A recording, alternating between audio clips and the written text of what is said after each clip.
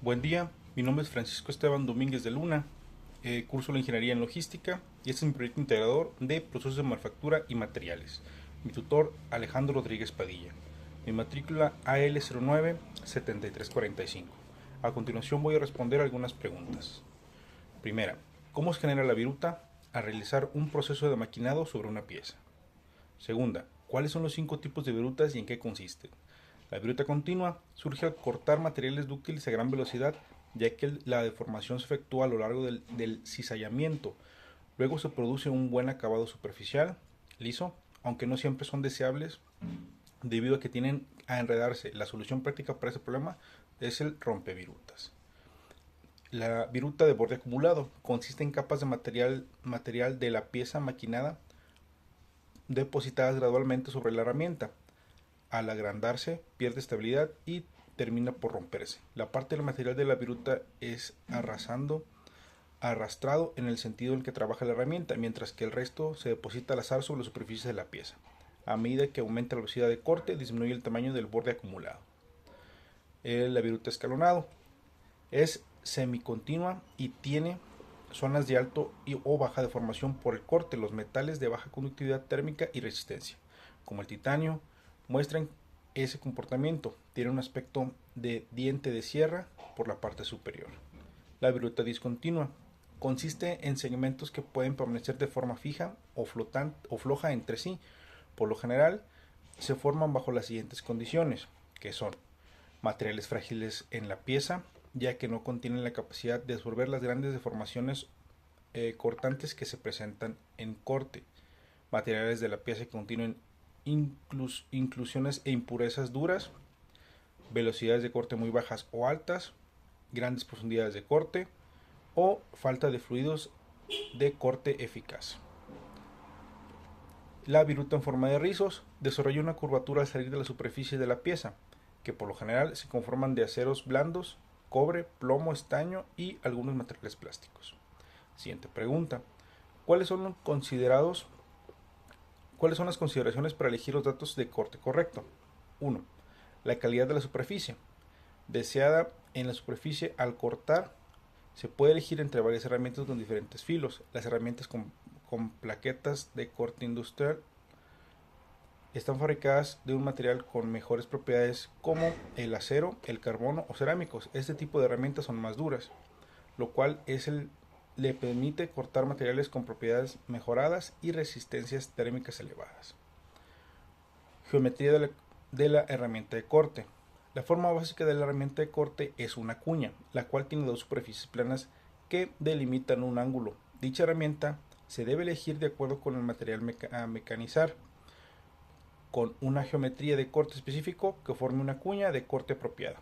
Lo anterior, junto con la correcta velocidad de corte, asegura el flujo óptimo de la viruta y el mecanismo rentable de la pieza, que obtendrá la calidad y superficie requerida. En forma de rizos. De filo único, ese tipo de herramientas consisten en un solo filo y funcionan como cuchillas de corte para tomar cepillos, y de filo múltiples, que es un tipo de herramienta que consiste en múltiples cuchillas y se utilizan en las fresas o esmeriles. Siguiente pregunta. ¿Por qué son necesarias la fuerza y la potencia? Respuestas: son necesarias para llevar a cabo las operaciones de maquinado, tales como el torneado, fresado, taladrado, limando la potencia, que es la fuerza realizada en un lapso de tiempo y generada por cualquier proceso que involucre movimiento. ¿Qué es el acero? Combina la resistencia y la posibilidad de ser trabajado. Es uno de los materiales de fabricación y construcción más versátiles, adaptables y ampliamente usados en la actualidad. ¿Qué es la resistencia al desgaste? Siguiente pregunta. Es la oposición que ofrece un material a dejarse erosionar cuando está en contacto de fricción con otro material. Así, esta propiedad permite que el acero se use como herramienta de corte. ¿Por qué el acero carbono es considerado el metal más duro del mundo? Este acero tiene 0,003% de carbono y se utiliza para elaborar palas, arados en la industria agrícola. Siguiente pregunta. ¿Qué es el tratamiento térmico? Es un conjunto de operaciones de calentamiento y enfriamiento en condiciones de temperaturas controladas, tiempo de permanencia y presión. con el fin de mejorar sus propiedades mecánicas como fuerza, dureza, resistencia, elasticidad, sin variar la composición química del material sometido a este proceso. Siguiente pregunta. ¿En qué se aplica el revenido?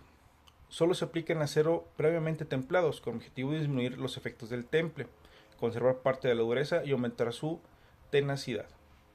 En el revenido se calienta el acero templado llamado martenista hasta alcanzar cierta temperatura para reducir las tensiones a alta dureza que se tiene el material. De este modo se evita el arco sea frágil. Aunque se sacrifica un poco su dureza, el enfriamiento se realiza generalmente en un par de horas.